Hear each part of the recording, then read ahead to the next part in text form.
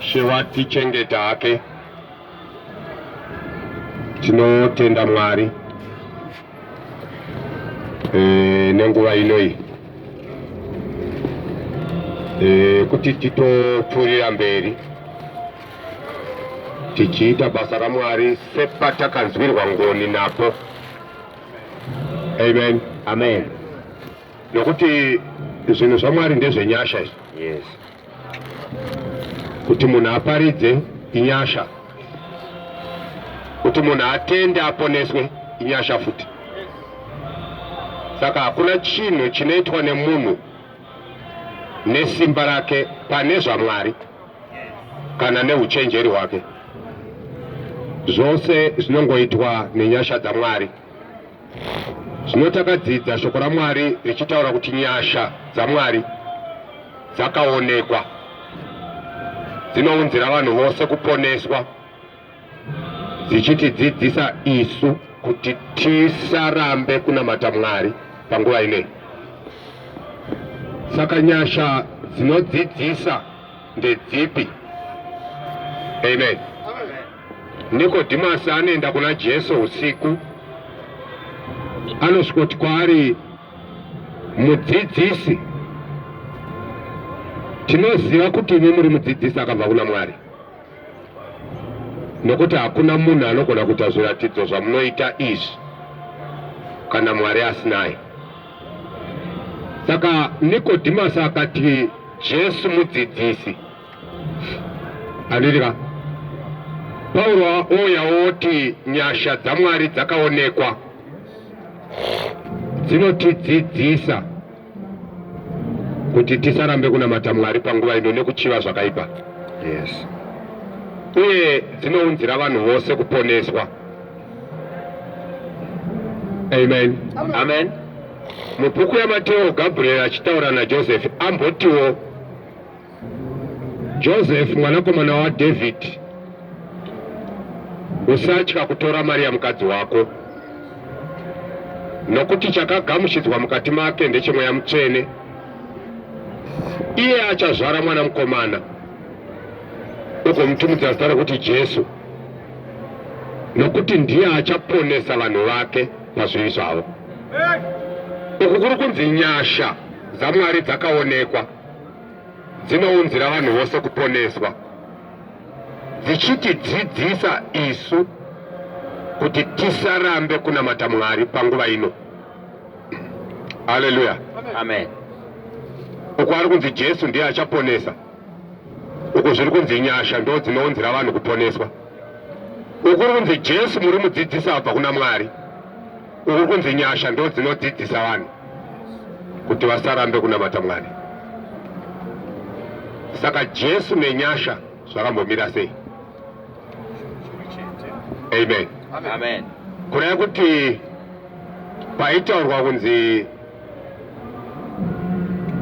mwanakomana waMwari akauya, iye azere nenyasha nezvokwadi.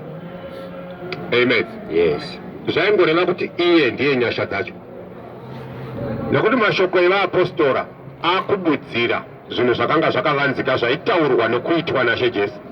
Amen. Uye nezvaiitika zvose muvaprofita nomumirayiro nomumapisarema zvakududzirwa nevaapostoli. Amen. Amen. Haleluya. Amen. Ndosaka muchinzwa Pauro achimbodudzira rugwaro rwamapisarema rwakanga rwakanyorwa kunzi, ndinokupai mikomborero mitsvene yaDhavhidhi. Amen. Amen. Pauro akazodudzira rugwaro irworwo pane Mabasa chapter 13,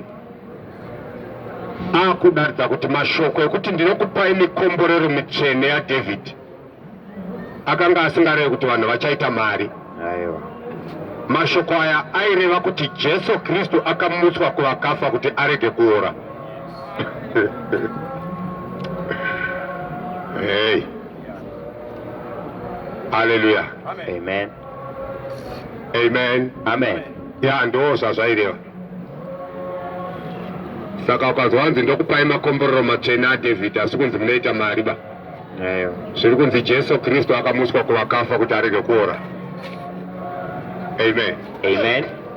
Saka tinokumbira kuti Mwari vatibatsire kuti kana totaura evhangeri saizvozvi izvi Yes. tirege kuitaura tiine pfungwa dzekuda kufadza vanoteerera, uye tirege kuitaura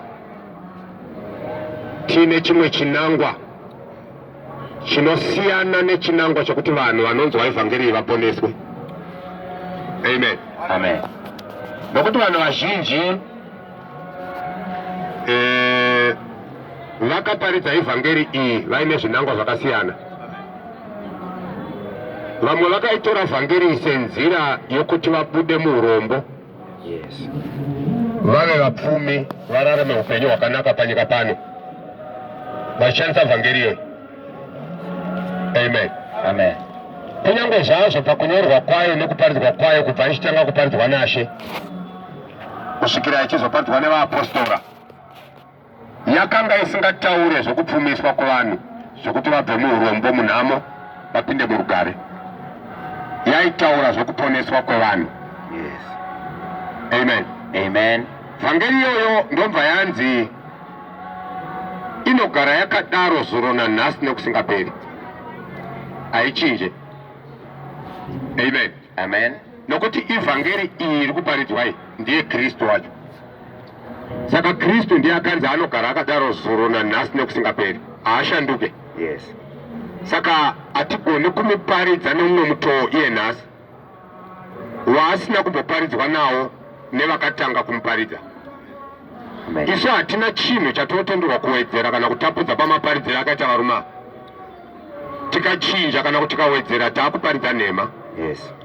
Saka varume ava vachiparidza ava havana pavakambotaurira vanhu vakaungana kuti receive your business. Hapana. Vaingoudza vanhu kuti repent and be baptized in the name of Jesus Christ for the forgiveness of your sins, then you will receive the gift of the Holy Spirit. Amen. The Holy Spirit is a guarantee for the redemption of the real people of God. Amen. Yes. Hallelujah. Amen.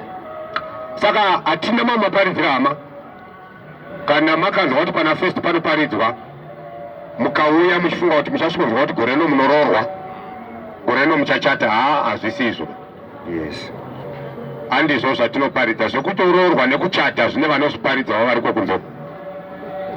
Kana mada kuparidzirwa muchato variko, ivavo ndo zvavakaspecializa. Isusu hatikwanise kuparidza muchato, hatikwanise kuparidza nyaya dzekuroorwa kwevakadzi nekuroora kwevarume. Amen. Nokuti Ishe wedu Jesu Kristu vakambotiudza vachiti sezvo zvakanga zvakaita pamazuva aNoa, ndizvo zvazvichaita pakuuya kwomwanakomana womunhu.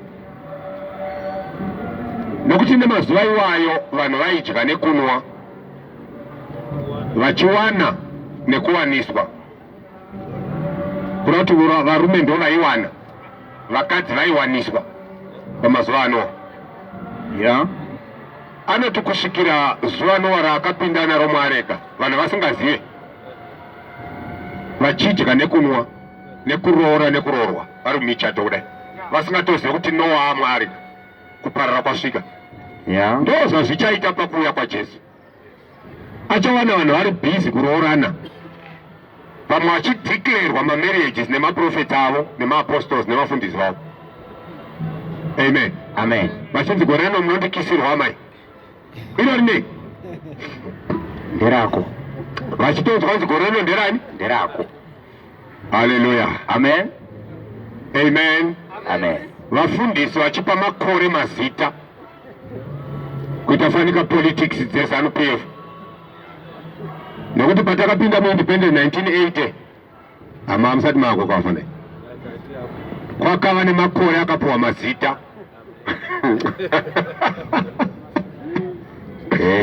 Amen. Amen. Vana gore rekutsa ruzhinji, vana gore rebindura zvinhu, vana akawanda.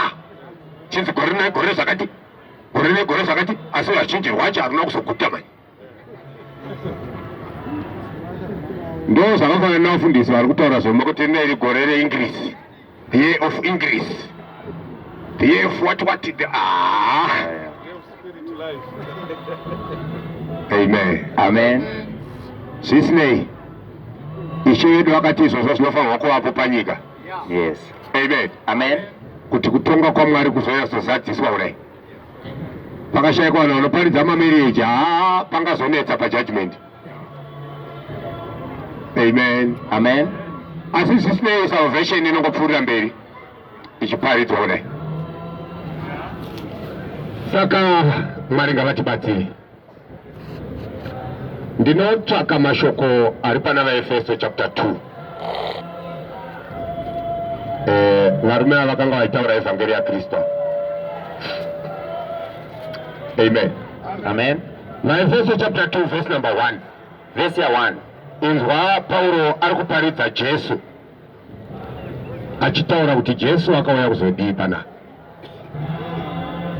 Yes. Amen. Amen. John achinyora mashoko aMwari pana John chapter 1 verse number 4. Akambenga anyora achiti upenyu hwaiva maari munani muna Mwari. Amen. Amen. Upenyu hwaiva chiedza chevanhu, chiedza chinovhenekera murima, asi rima harina kuchikunda. John chapter 10, Jesu nobva ati ini ndiri mufudzi wakanaka. Mufudzi wakanaka anorashira makwai ake upenyu hwake. Amen. Amen. Haleluya. Amen. Obva ati ini ndakauya kuti ave noupenyu makwai. Yes. Ati Satani akauya kuzoba, kuuraya nekuparadza. Saka Jesu akati ini ndakauya kuti vanhu vave noupenyu. Zvinoreva kuti Jesu asati auya vanhu vakanga vasina upenyu. Yes.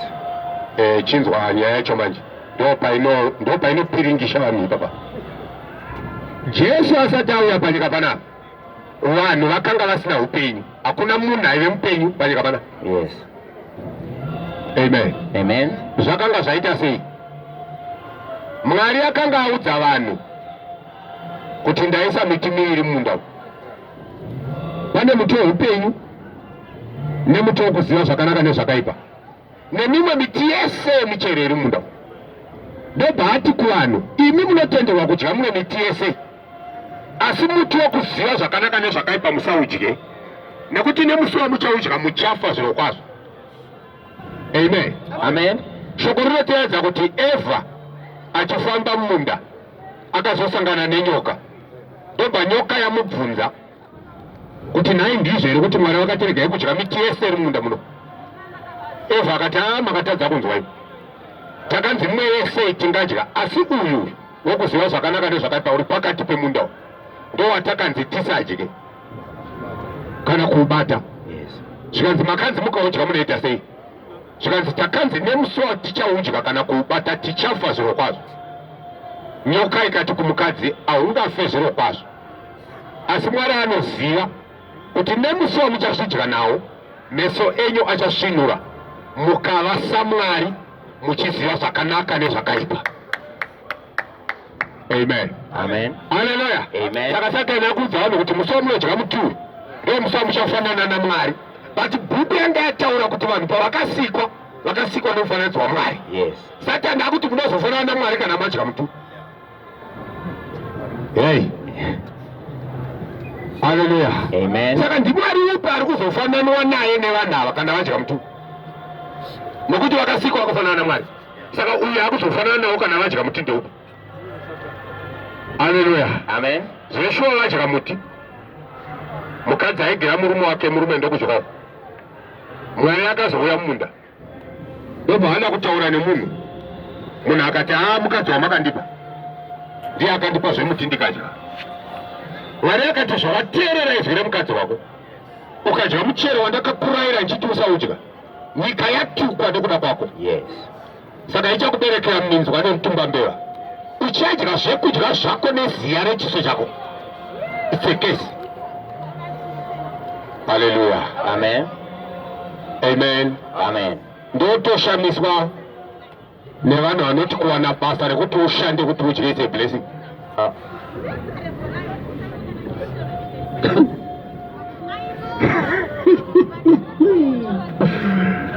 Haleluya. Amen.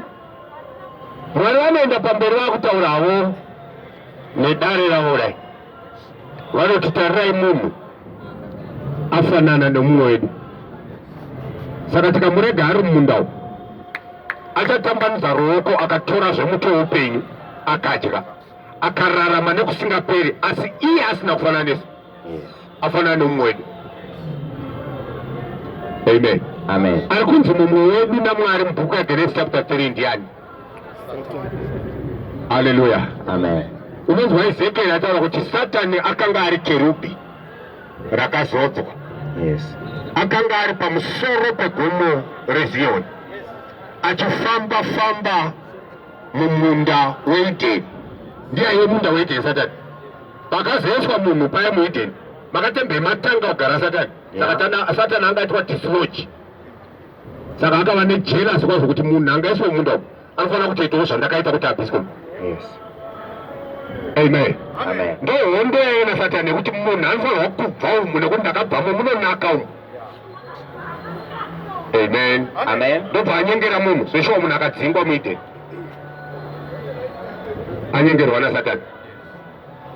Saka ainzi mumwe wedu ndiSatani nokuti ranga riri kerubhi rakazonzwa raifukidzira areka. Amen. Amen. Bati rakabviswa pabasa rese iro rakakandirwa pasi panyika, ndobva waya kuzoita teki nemunhu. Haleluya. Amen. Saka vanhu vane image yaSatani from that time. Yes. Amen. Amen. Kusvikira Jesu auya, Jesu ainge auya kuzoita restore image iya yakarasikirwa vanhu nayo kuti vafanane naMwari zvakare. Amen. Amen. Amen. Saka Mwari akuya kuzoita restoration yeimage yake muvanhu. In the first place, pakutanga akanga asika munhu neimage yake iye Mwari. Yeah. But pakuzouya kuzoita restore image yake back kuvanhu, iye Mwari ndiye akazouya nemufananidzo wemunhu. Yes. Aisha. Amen. Amen. God created man in his own image. But when he came for restoration, he came in the image of a man. Yes. Ukaverenga Philip chapter 2 from verse number 7 nokuita. Yes. Amen. Amen. Haleluya. Amen. Saka Mwari akuzvifananidza nevanhu kuti agone kutora vanhu vakapambwa naSatani avadzosere kwaari. Saka anouya nemufananidzo wevanhu. Ndosaka unonzwa Pauro pakuparidza evhangeri anoti ini kuvaJudha ndakava semuJudha kuti ndiwane vamwe vavo. Kune vasina murayiro ndakava semunhu asina murayiro, ndine vaure kuti ndiwane vamwe vauye kuna Mwari. Yes. Amen. Amen. Saka unofanana nevanhu vacho vari kuparidzira. Ndosaka muri kuona chimiro changu nechako chakafanana. Ndakafananidzirwa kuti ndikuwane uye kuna Kristu. Yes. Asi handakufanana newe. Hey. Amen. Haleluya. Amen. Iwe neni hatina kufanana. Amen. Amen. Zvinhu zvaunokoshesa ini kwandiri hazvina kana basa. Ndomwe mutsako watinawo.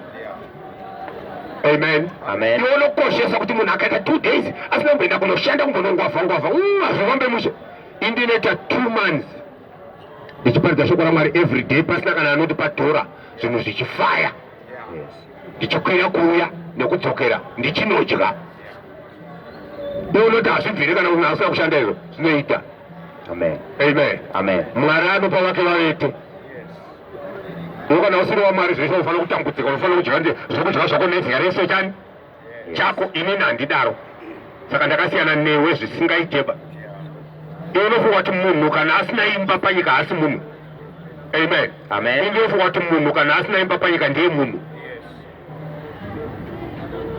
Haleluya. Amen. Nekuti university yekuinvesta mumba kurasa. Haleluya. Yes. Musi unonofusirwa muvhu wakatarisa mudenga, imba iri kuborodhero ine masofa anotyisa, yochiiswa muvhu kupakwa ivhu mukanore umbudzi useless. Amen. Amen.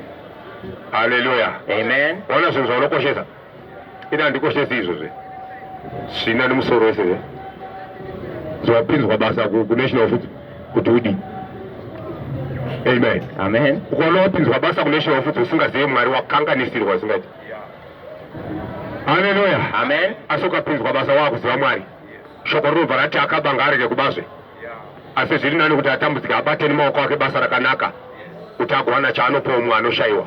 Saka purpose yekushanda kwavaKristu ndeyekuti vagogovana neumwe asina. Yako purpose ndeyekuti uunganidze uzonzi wabhiriyonea woita mukurumbira panyika wosiya bhiriyoni yacho yakadaro wofa.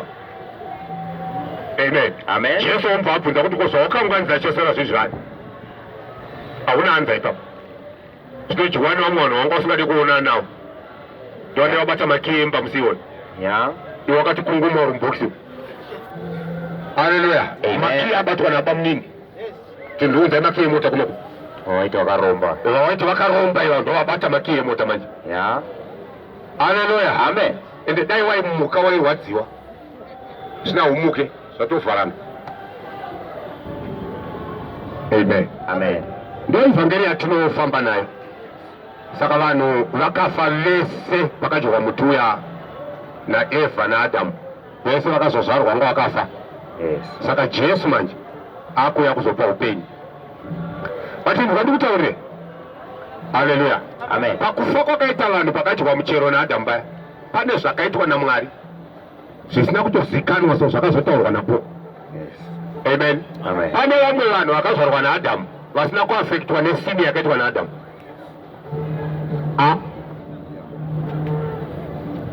Amen. Amen. Aizve variko vakatonyorwa mushoko raMwari kuti havana kuafektwa nekudarika wakaita Adamu asi vakazvarwa naAdamu. Kureva kuti pavaizvarwa naAdamu they were protected by God. Vari muchizvaro chaAdamu muchiuno chake vachienda muchizvaro chaEvha they were protected by God. Haleluya. Amen. Ameni. Ameni. Zvokuti pavari kubuda mudumbu raEvha kudai so hapana contact pakati pake naEvha muneye. Alright. Ndakandimba kutaurira zvimwe zvo zvavasina kunzwisa. Jesu akaberekwa naMaria handiti? Ropa raMaria raive nechivi chaAdamu. Unoziva? But Jesu achibuda mudumbu raMaria akabuda ari pure. Asina kana chivi muropa rake mamusina chivi. Zvakafamba sei? Imuchiti mwana kana ari mudumbu raamai anosupplywa food neropa rinobva kuna amai. Chikafu chinodyiwa naamai ndo chinoenda kumwana through the blood chichipinda nemuumbilical cord. Jesu akanga akamira sei asina kusangana ropa rake neraMaria?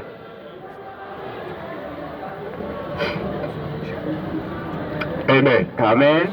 Haleluya. Amen. Hatina nhoroondo yatakanyorwa yekuti Jesu paakazvarwa akachekwa ari kuvhute naningi, which means anga asina. Saka anga asina contact naMaria. Amen. Ndo zvakaita vanhu vandi kutaura nezvava vakatarwa pana Romans chapter 5. Amen. Amen. Yes. Varoma chapter 5. Imbonzwa mashoko akanyorwa naPauro. Ada kutonzwiswa ka? Romans chapter 12. Romans chapter 5 verse 12. Inzwa mashoko aPauro. Saka zvivi sezvo zvakapinda munyika nomunhu mumwe, zvivi zvakapinda munyika nemunhu mumwe, norufu rukapinda nezvivi, rufu rwakapinda nezvivi. Saizvozvo rufu rwakasvika kuvanhu vose, saizvozvo rufu rwakasvika kuvanhu vose, nokuti vose vakatadza, nokuti vose vakatadza. Teerera mashoko. Amen. Amen. Yes, put verse 14. Yeah. Asi rufu rwakabata ushe kubva kuna Adamu. Rufu rwakabata ushe kubva kuna Adamu. Paita change, paita exchange. Nokuti vanhu vanga vanziberekai muwande muzadze nyika mubate ushe pairi. Saka vanhu havana kuzoramba vaine image of God. Kuti vabate ushe panyika. Saka pavakarasikirwa neimage of God ndobva vatorerwa dominion nerufu. Rufu rwobva rwazobata ushe kubva kuna Adamu kusvika kuna Moses. Yeah. Amen. Amen. Inzwa kunyange napakati pavo kunyange napakatiwo pavasina kutadza nokudarika kwa Adamu, rufu rwakabatawo ushe kunyange nepakatiwo pavasina kutadza nokudarika kwa Adamu. Waiva mufananidzo wawakanga ivavo vakanga vari mufananidzo wawakanga achizouya. Saka havana kubatwa nekudarika kwa Adamu, asi naivo vakafawo. Saka ndivanani vasina kutadza nekudarika kwa Adamu? Vakafawo nerufu asi vasina kutadza nekudarika kwa Adamu ndivanani? Haleluya. Amen. Amen. Amen. Ya, variko vanhu vakadaro vasina kuafektwa nesini yakaitwa naAdamu. Haleluya. Amen. Enda pana Genesis chapter 4 unzi umbozwa vanhu vachiberekwa.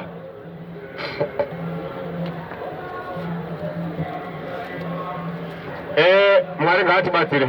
Genesis chapter 4 Verse number 1. verse ya 1. Yes. Zvino Adamu wakaziva mukadzi wake Eva. Adamu akaziva mukadzi wake Eva. Iye ndokutora mimba. Mukadzi azikanwa nemurume akabva aita mimba, saka kuri kunzi kuzivawo kuziva kunoita kuti mukadzi aite mimba kana asikanwa. Saka hakusi kuziva kuti mukadzi wangu anonzi Memory. Aye. Saka wakazonzwa Jesu akuti vanhu handina kumbokuzivai, musamboda kutaura mazita. Iwe. Yeah. Haleluya. Amen. Akaziva mukadzi wake Eva iye ndokutora mimba. Akapona Kaini. Ndobva apona Kaini. Akati ndawana munhu ndichibatsirwa naJehovha. Akazoponazve munun'una wake Abheri. Abheri wakanga ari mufudzi wamakwai. Hapana kuzonzi Abheri akanzi ndawana munhu ichibatsirwa naJehovha. Statement yayo yaaply kuna Abheri. Because Abheri haasi munhu.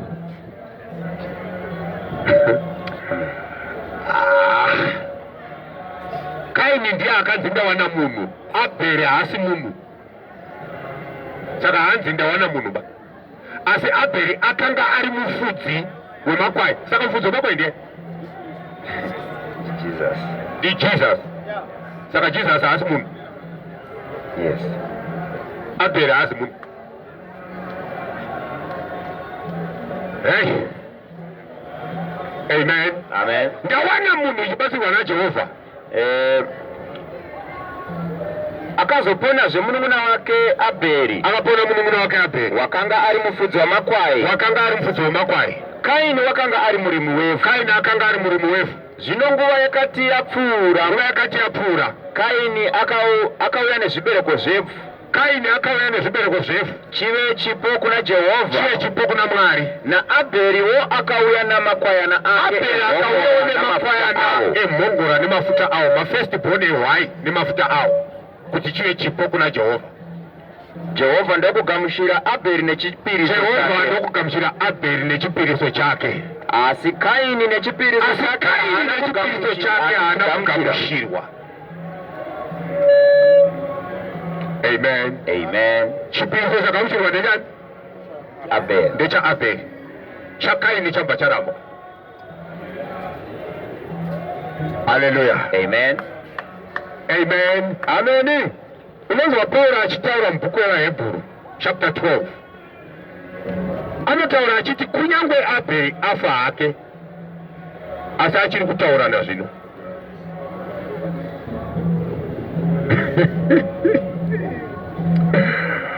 Amen. Pamusoro anenge ati imi makaswededzwa kuropa rakasaswa rinotaura zvakanaka kupfuura raAbheri. Saka ropa rakasaswa rinotaura zvakanaka kupfuura raAbheri iropa ripi? Uye rinopfuura raAbheri pakudii? Amen. Alright. Kaini paakaurayiwa naAbheri, Mwari vanozoti kuna Kaini, aiwe Kaini, munun'una wako Abheri uripi? Kaini akati ndini mufudzi waAbheri. Inzwa Rafu. Pindura Mwari, ndini mufudzi waAbheri. Mwari vakati handina kuti uri mufudzi wako, asi ndanzwa izwi reropa rako richidaidzira panyika richiti ndine mhaka yeko naKaini zvaandiuraya. Ndokutaura vakaita ropa rano raAbheri rakabvunza Mwari kuti ndine mhaka yeko naKaini zvaandiuraya. Kuda kuti ropa raAbheri raida kutsiviwa kuurayiwa kwaangaitwa naKaini. Amen. Amen. Haleluya. Yes. Ndokutaura vakaita ropa raAbheri. Jesu achibatwa navaJudha achiendwa naye pamuchinjikwa vachinomurwera pamuchinjikwa kudai. Jesu anoti Baba varegererei vana nokuti havazivi zvavanoita. Amen. Saka ropa raJesu riri kutaura forgiveness, ropa raAbheri riri kutaura kutsiviwa. Saka makaswededzwa kune rinotaura zvakanaka kupfuura raAbheri. Saka kana mamu ropa raAbheri manje rinotaura zvakanaka kupfuura raAbheri, hamubvumirwe kutsiva, nokuti ramakaswededzwa kwariri rakatiregererai nokuti havazivi. Amen. Saka zvoreva kuti kana muvengi akakutadzira, mufundisi akati toita back to sender, haasi muropa raJesu, ari muropa raAbheri.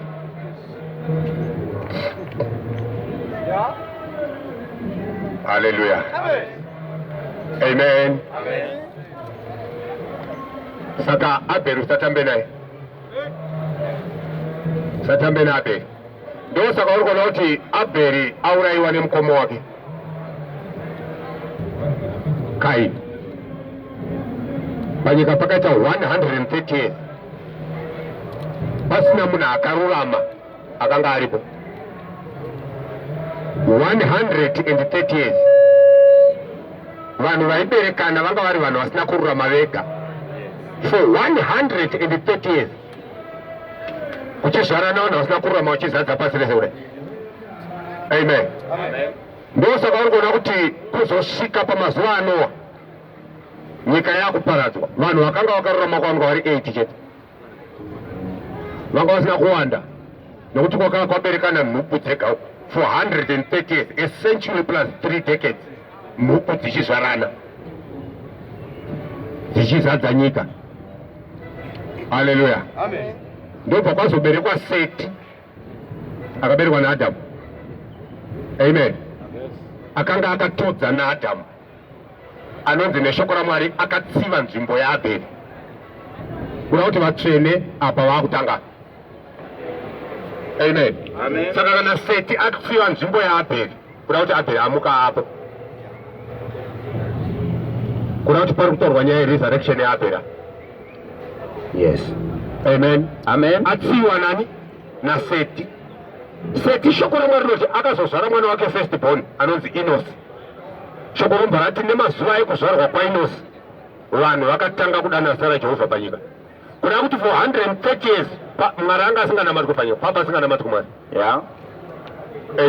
Amen. Hallelujah. Amen. Vanhu vakatanga kudana zita raJehovha pamazuva ekuzvarwa kwaEnosi firstborn yaSeti, akatsiva nzvimbo yaAbheri.